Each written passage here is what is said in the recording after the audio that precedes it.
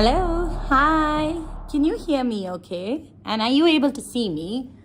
Could you just put it in the chat if you can see and hear me, please? Okay, fantastic. Hi everybody and welcome to Klearing with K. My name is K and this is your favorite part of the internet to learn everything about decluttering and minimalism. Woo!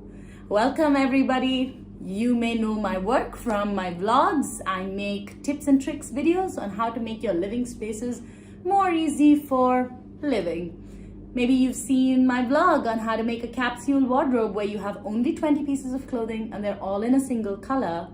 Or perhaps you watched my video on how to make your kitchen super efficient so that you can spend more time cooking and less time worrying. Whatever it is that brought you here, I'm really glad you're here. The Klearing with K family is now 50,000 subscribers strong, and I'm really happy to have each and every one of you. If my videos have brought you joy or brought you inspiration and you feel like supporting me, there's a link to buy me a coffee in the description below. You can just go ahead and click on that and buy me a coffee. I want to say thank you to the 127 people who bought me a coffee this month. Your contributions help me make higher quality videos, make me make more videos of my own choice, and independent content creators really need supporters like all of you. You must be wondering what is up. I only post on Tuesdays and Thursdays and today is a Saturday, so what's going on here, Kay? Well, I'm about to tell you. This is my very first live video and I'm really excited to do this video today is because I have some really big news. Okay, so I've been spending a lot of time thinking about what's been overlooked in the decluttering community. And I read all your comments, all your responses to my posts, and I see this as a pattern that's something on a lot of people's minds. You know, we spend a lot of time thinking about decluttering our spaces and our living environments, but we don't spend as much time decluttering our minds. And this is a very interesting dichotomy because we choose so carefully what we bring into the house, and I don't see us exerting that much choice with what we bring into the mind.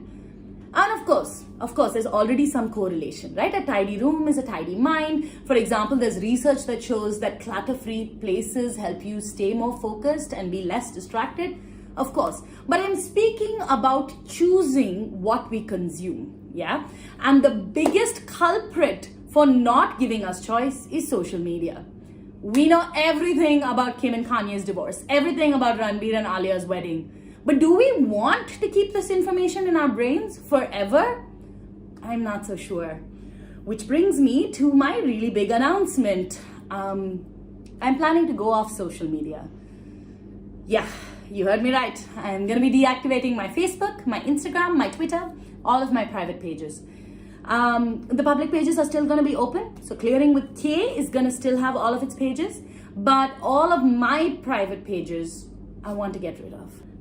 I didn't make this decision in a hurry. You know, I've thought about this for a really long time and I realized that I want to kind of really engage with my choices of what goes into my head.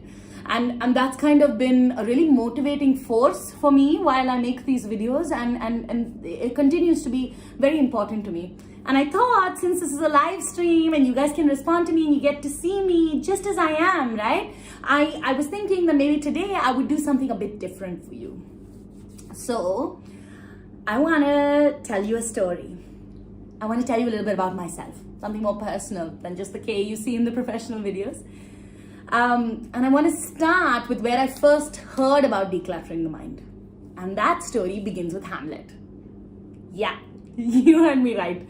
So in the 9th grade, my English literature class decided to perform the first act of Hamlet. And I was Hamlet. I went to an all-girls school and the tallest person always gets made the male lead of every play. And that's how I ended up being Hamlet. And Hamlet has all these big soliloquies, right? And a soliloquy is basically like a monologue, except there's no one else on stage. So you're speaking almost directly to the audience. And Hamlet has these soliloquies that touch on different themes. And the second soliloquy, which is one that I really liked, talks about decluttering the mind. And it's very interesting because he uses these phrases that seem so relatable even though the language is so different. Like he says, while memory holds a seat in this distracted globe, by which he means that in our brains, this distracted globe while we still have memory, and everybody knows that memory-related disorders are on the rise, but while we still have control of our memory, why are we not choosing what goes in there, right? So my whole class got together, we made the sets, we made the costumes, it was super exciting. My best friend Sanika, she played Hamlet's father's ghost. So basically in Act 1, Hamlet's father has just died and has come back as a ghost to tell Hamlet that he was murdered and that the killer was his uncle Claudius.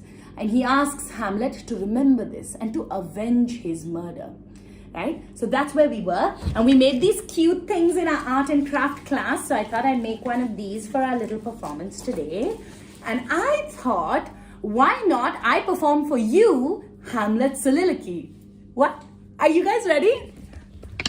Okay. Ooh. Yes. O all you host of heaven, O earth, and what else? Shall I couple hell? O fie! Hold my heart, and you my sinews grow not instant old, but bear me stiffly up. Remember thee? I, thou poor ghost, whiles memory holds a seat in this distracted globe, remember thee? Ye, from the table of my memory, I'll wipe away all trivial fond records. All saws of books, all forms, all pleasures past that youth and observation copied there, and thy commandment all alone shall live, within the book and volume of my brain, unmixed with baser matter. Yes, by heaven, O most pernicious woman, O villain, smiling, damned villain. My tables, meet it is I set it down that one may smile and be a villain. At least I am sure it may be so in Denmark. So, uncle, there you are. And now to my word, it is adieu, adieu, remember me. I have sworn it. Pretty good, right? That's what I thought too. And then this girl, who we won't name because this is a public vlog, she was Horatio, okay? She was a total idiot. And she was playing my best friend in the play, and she had the next line. And I have just delivered this powerful, dramatic monologue, standing there in the light, dramatic pause, and it's her line. And she doesn't take it. So I'm just standing there, looking at her out of the corner of my eye, being like, come on, get it together. And she's just blinking, not taking her line. And I can see in the wings, Sanika is losing her mind. We knew something like this would happen the minute she was cast as Horatio. And I'm trying to keep it together, but I can hear Sanika's laughter. It was ridiculous. Oh.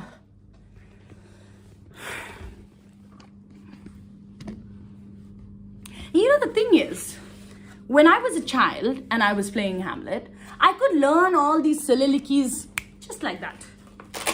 It was no problem at all. And now I need a Word document for my bank account and my Aadhaar number. It feels like my memory itself has changed so much. It's really weird. Sanika had called yesterday. It was the first anniversary of my father passing. And she just called to kind of talk. And then she remembered us being in Hamlet together. And I thought, you know, it's been a really weird couple of months since then. And I was looking for a distraction anyway. And so I thought I'd read Hamlet again, just to see what it's like now, you know. And so I got the book. You know me, all of you who are watching this are familiar. I don't buy hard copy books ever, right? Books are super burdensome possessions. They don't fit in with the rest of your wardrobe. It's a problem. What you do need to do is get an ebook reader. So I got the ebook of Hamlet and I was reading it and I was thinking to myself, my God, you know, when I was a teen and I read these stories, I used to think, oh, it's kings and queens in Denmark far away, you know? But then I realized that's not true. Like, Shakespeare was writing everyday stuff. Like, you know, take Hamlet. Hamlet lost his father suddenly, and it's the same with me. Like, my dad was gone, you know, and I didn't even have time to prepare myself. And of course, that's probably where the analogy ends because, Hamlet loved his dad and he thought his dad was perfect. And my father and I, we didn't quite have that relationship. We used to fight all the time. We didn't see eye to eye on anything. And, it was so sudden. He was at home and he was fine. And then, before I knew it, he was in the hospital and then he was just gone. And I couldn't go back home. I couldn't go back home because there were travel restrictions, and my mother was isolating, so it was not even like it was safe for me. And it was just really difficult. And I've really struggled since he's gone. And you watch these decluttering pages online and they'll all tell you should digitize your archives, right? Take your photographs and move them online. And then that's not so simple, because Google will keep showing you, it'll keep saying 3 years ago today, 4 years ago today, 1 year ago today, and you don't want to see it, right? You don't want to see this stuff. You don't want to keep seeing these photographs pop up. And then of course, there's things you want to remember. There's things you need to remember, like the way my father smelled, or the little kindnesses he afforded me and my sister when we were children, kindnesses that I haven't felt for like years now. I can't remember those things. And so I can't forget what I want to forget. I can't remember what I want to remember. And where does that leave me? And now I'm trying to figure out how I will leave social media. And the thing is, social media was the thing that kept him alive, right? Because it was the kindness of strangers that got us an oxygen cylinder. It was the kindness of strangers that got us a hospital bed in that small town. I wasn't even there. I was in the city and I needed it. And then now I have to go and I know what it meant to me, right? I'm so grateful and I love the place, but I can't be there. And I just wish my dad would come back, right? Like just like Hamlet's ghost. I wish one time my father would come back to me just so that I would be able to say, will you remember me? Do you care? Appa, wherever you are you thinking of me?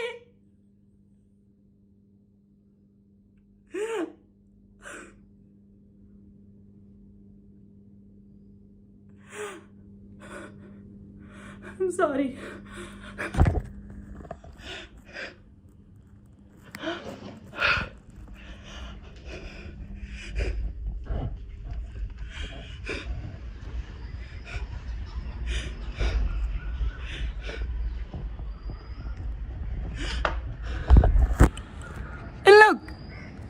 Just look, he's gone, but all his stuff is right here, right? All of this stuff that what do I do with it? I'm trying to declutter, I'm trying to have less things and I can't. The stuff that what will I do with it?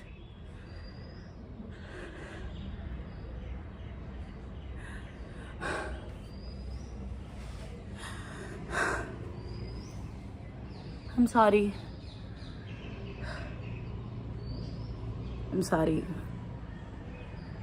It just got really personal, more personal than I thought it would. I'm really sorry. Anyway, in Hamlet, at the end of the soliloquy, Hamlet says that the only way to really remember things is to write them down, right? And I've been doing that for the last couple of months. And as I've been writing down, I realized I wouldn't have this channel if my dad was still around. He hated how I dressed. He hated that I was a fashion designer. He hated that I made videos of myself and put them up on the internet. Klearing with K wouldn't exist,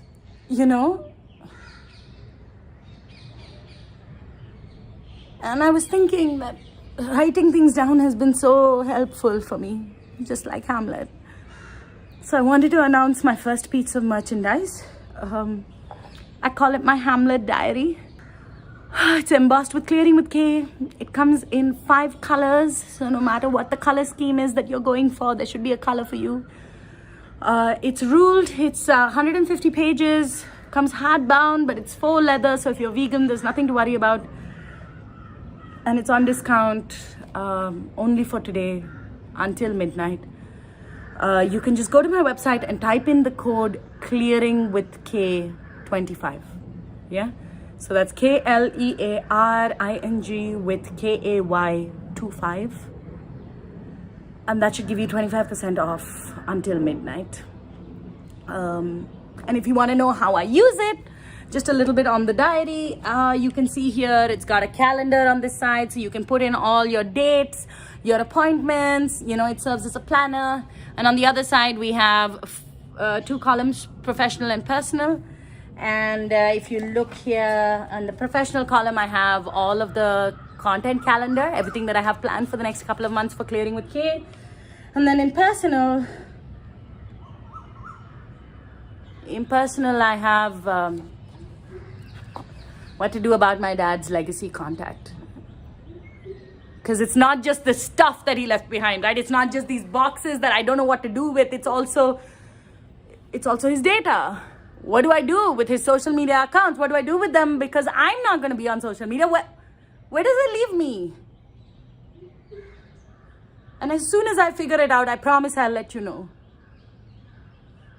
As soon as I figure out what to do, I'll make a vlog. Because I don't know what else to do. I'll make a vlog on how to deal with the data of someone you love passing away.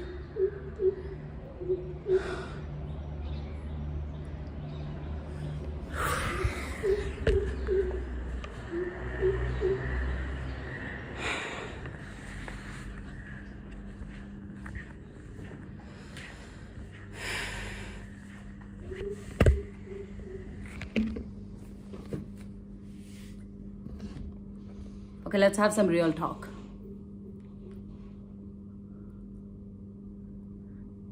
This live stream didn't go as I planned, right? That's an understatement. This was not what I wanted to do. And I'm okay. I promise you I'm fine, yeah? I have a great relationship with my mother. We are looking after each other. My sisters are here for me. It's fine, yeah? I don't want to take up any space in your heads. I don't want you to worry about me. I don't want any comments about how I'm doing. I don't want to hear it. Okay? I'm working with a grief counselor. I have been since Dad passed. I'm in control of things, usually. And keeping it professional has really helped me. So, I'm gonna do my vlog on Tuesday as if this didn't happen. Yeah? We're just gonna go back to our hacks, decluttering, nothing else. I'm gonna delete this video so it's off the record. Nobody on the internet can find it. And I have a request. Please, could the 50 of you watching this video please promise me that you will forget about this? I don't want to remember. I don't want you to remember this live stream, this performance. I don't want you to remember it. Could you do that for me? Please just say yes in the chat so I know. Yeah? Okay, great. Thank you so much. Thanks, I appreciate it. Until next time, this is Kay with Klearing with Kay. Thank you so much, Kavya, for that moving performance. And thank you also to Chanakya, who has directed this piece as well as all the other episodes of Hamlet's Live. And a big, big thank you to the rest of the cast and crew of Hamlet's as well, Hamlet's Live. Now we'll have a short discussion and Q&A with both Kavya and Chanakya. So I'd like to welcome them back on screen. And I'd encourage everyone in the audience to put your questions, comments, observations in the chat or in the Q&A box, and we'll be able to sort of take them as and when they come. But perhaps I can just get started, and maybe we can talk first about the main sort of premise, which is that Kay is this person who declutters and who has vlogs on decluttering. And I'm just wondering, for the two of you, was that, again, how did that sort of idea of creating this persona and creating this particular kind of blog come about? Because it is interesting, right? There are explicit mentions, of course, about decluttering the physical space with the mind, but there's also this implicit idea of, at least what I read as, control. That, you know, the fact that decluttering allows you control that she's perhaps not feeling after the death of her father. So I'm just wondering if you all had thoughts on that. Kavya, do you want to speak or? Yeah, I can get us started and then you can pitch in. I think I've watched many of my friends go through this whole journey with Marie Kondo and, you know, this idea of like clearing your spaces. And I'm a bit of a hoarder, actually, so I keep a lot of stuff. And I was thinking about this relationship with objects. And when we first read the soliloquy, so the starting point for us was Hamlet's Soliloquy, the text itself. We realized there's this idea of memory that's located in the senses, and how, you know, smells or things, how they feel in the body, how do they feel, really affects the way we remember. And I was thinking, what if we got rid of things that affected the way we feel things? And I think that was where I came to this idea of decluttering. I personally have a terrible relationship with social media. So I think a lot of like Kay's struggles about social media also reflect my very dichotomous kind of feelings about it. So that was kind of where we started with it. Chanakya, you want to say something? Yeah, thanks, Kavya. Thanks, Vasudha. Yeah, just adding on to what Kavya said, I think so one of the things that I started off when I read the soliloquy was this whole aspect of memory itself. And just this idea of what do we choose to remember, what do we choose to forget, and more so if you look at it in the context of today's time, where in that sense, like just yesterday I got a notification that my Google Drive space has run out of space, so I need to delete stuff. And the way I deleted stuff was like everything that was not needed, I just got rid of it. And I was like, interesting that how we talk also about storing stuff and how there are so many conversations around it.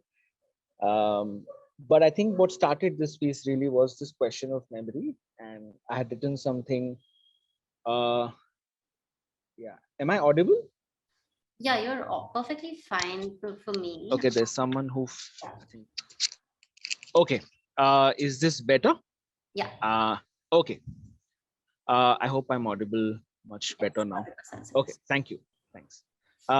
So yeah, it started with that as the theme, and then again in the starting process, in the initial days, I think we were really just trying to see how do we, you know, there is the soliloquy, but then what kind of framework are we seeing it in? You know, how do we place it in?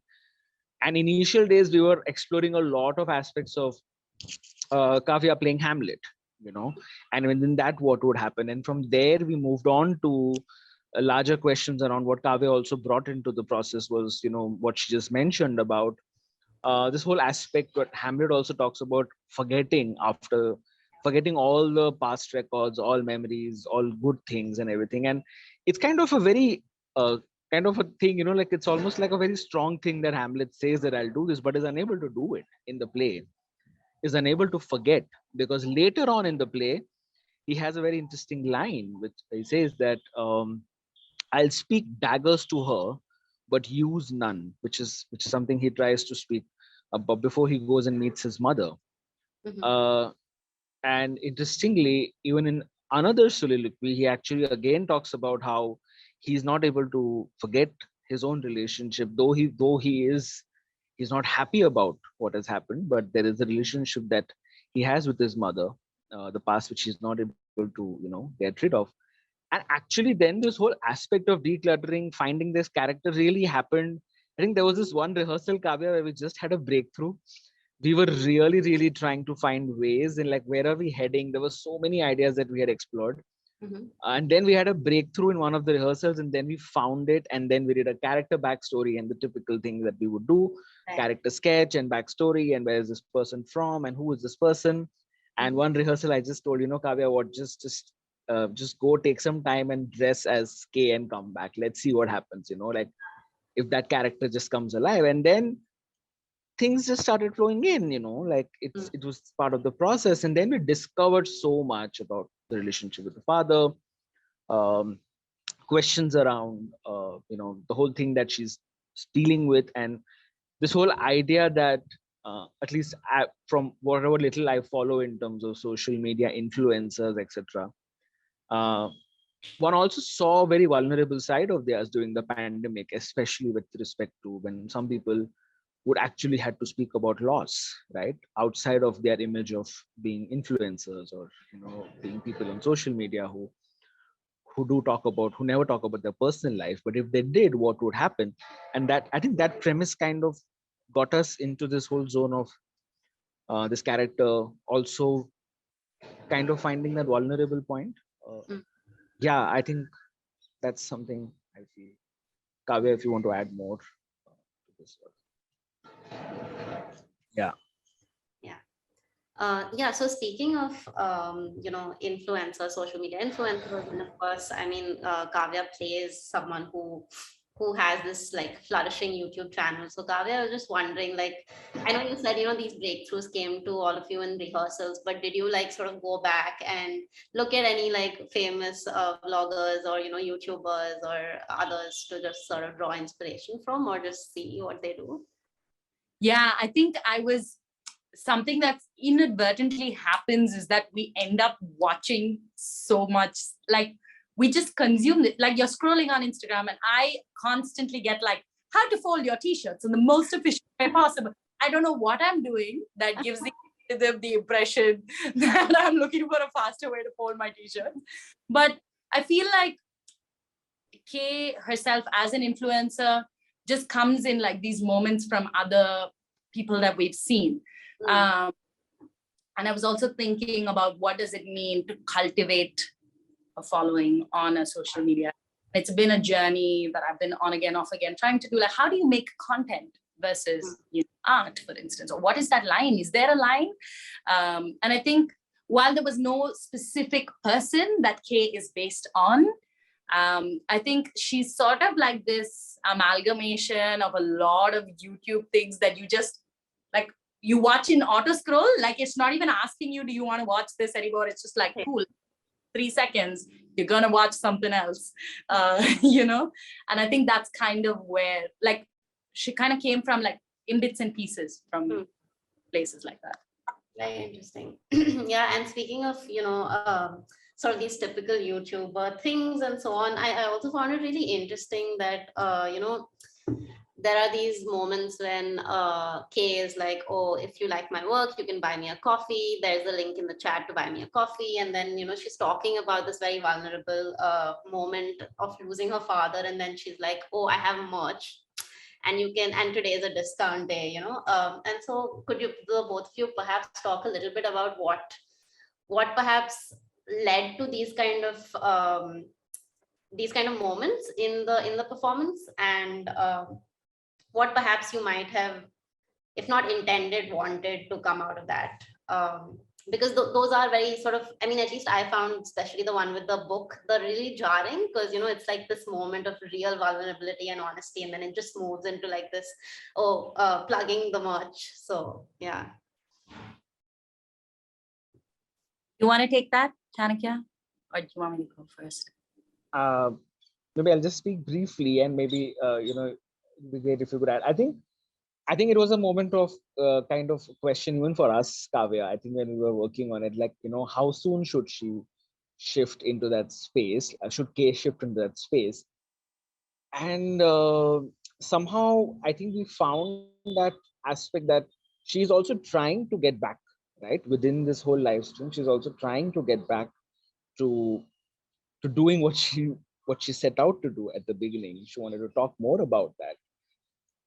So there is a try to get back, and that's why later on when she looks at the diary and she says personal stuff, and I'm dealing with the whole data that's there. So again, there is a moment. So we thought that maybe it's not really a thing that, now you're vulnerable, so now the whole piece has to go in one way.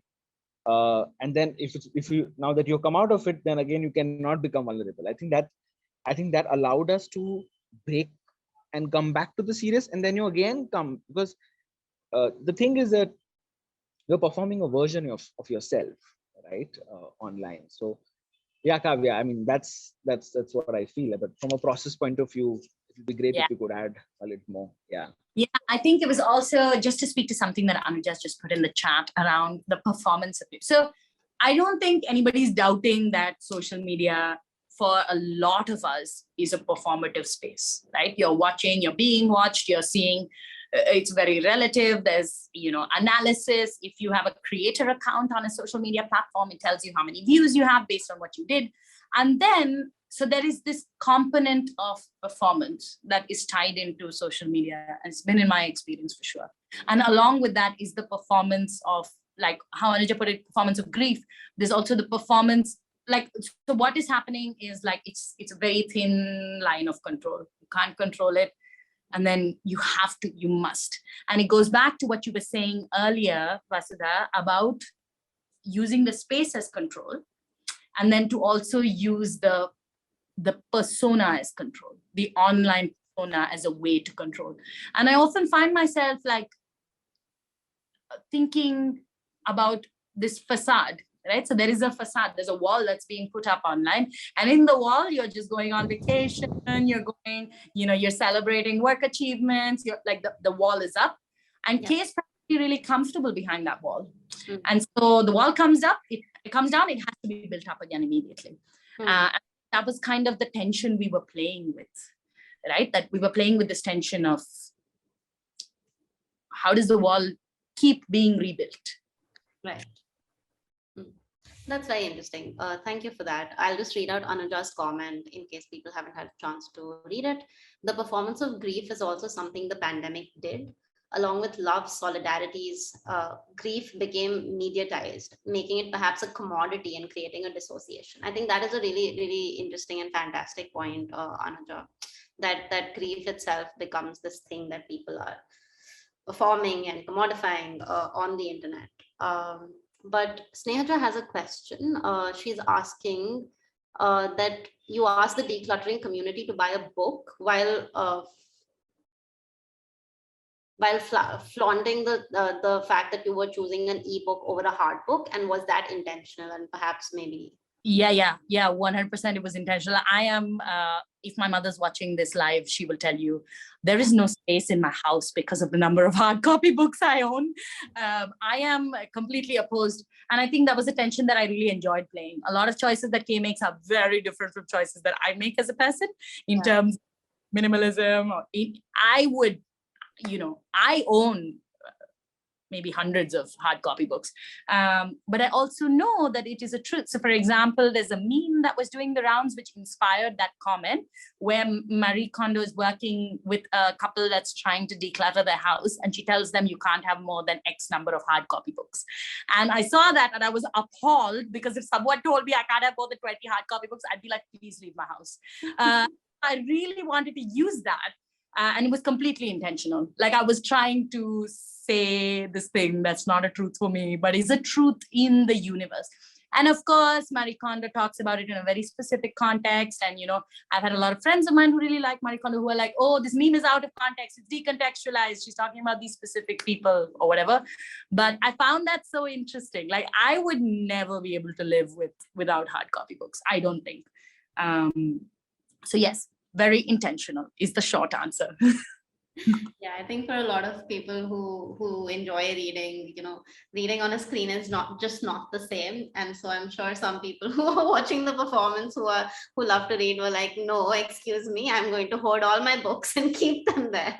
And I'm exactly with you, but I just loved playing this person who does it. It's so fun. Okay, yeah, feel free everyone to put your comments and questions in the Q&A box, but perhaps because the first performance of Hamlet's Live happened yesterday, I was also just noticing some of the sort of little things that have flowed in from the first performance to this one. For example, the one about legacy, right? Like, so if someone dies, they can assign people to decide what to do with their data and so on. So I'm just wondering if perhaps both of you could speak a little bit about sort of the connections and how you see each performance sort of flowing into the next or becoming part of this larger sort of group of performances that we're calling Hamlet's life? Yeah, actually, it found a very, we also sort of discovered this kind of connection that we made with this from the first piece that Preetham performed yesterday. Yeah.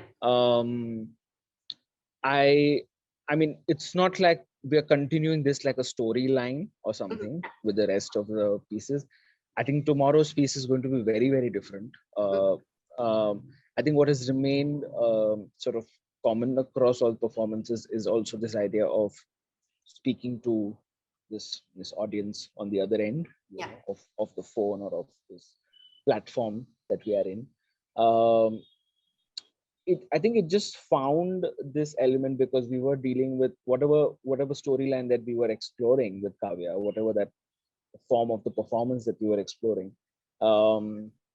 As we developed, I think somewhere in the initial days we had spoken about it, because I knew that the first piece we were exploring that idea. So then it came back here, and I was like, it could be interesting if that connection could be made here, without it being pursued in a very forceful manner with all other pieces. That was not the point. Again, each of these performances that you will watch are sort of very distinctly also very different. They don't have to have a connection, but they do deal with common theme at some point or the other. You will find some commonality with, of course, the fact that one is talking to an online audience. One is also playing with this idea of what I was telling yesterday. I mean, I'll just repeat that with this. What I find very interesting from one of the inspirations that sort of for this piece was this line of alienation and dependence, which I find very interesting. And I was just trying to see how that can be seen, not in very direct manner, but even if that could be, felt in some way through the performances. So there is no I mean, this aspect of the legacy context doesn't move ahead in any other manner, but I think very naturally we found the connection. And thank you for Anuja for that note and that comment. I was just reading it. I think these are all interesting things that to think about also, what the pandemic, and I think somewhere the aspect of pandemic was played very importantly in this piece.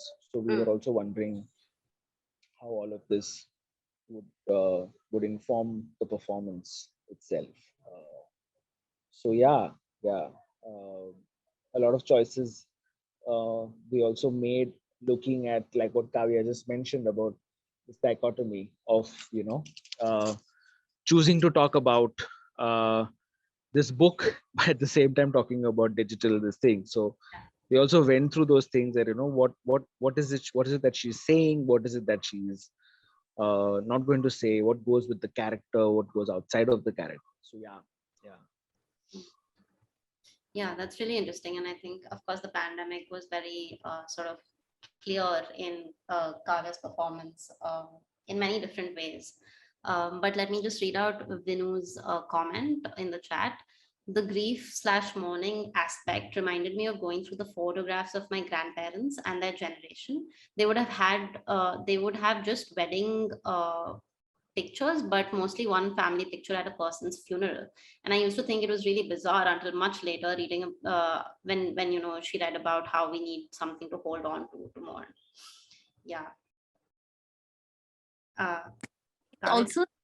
It's also the big truth of how easy and democratic information is, right? Like, it doesn't become like we can take pictures of every meal we eat if we wanted to. Like, we can take pictures of everything now if we wanted to.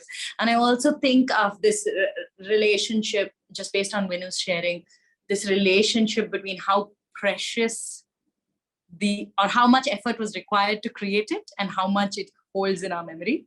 Like, so if, for example, in our grandparents' generation, having this one photograph taken was this event, right? You would take your family there, and it's like a whole thing. Now it's just pictures. And then there's this also the thing of like, this becomes super precious because it's only so few.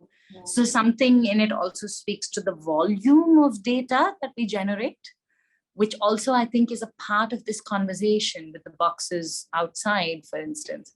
We know that there's volumes of stuff that we leave, and that kind of also speaks to what Vinu was sharing.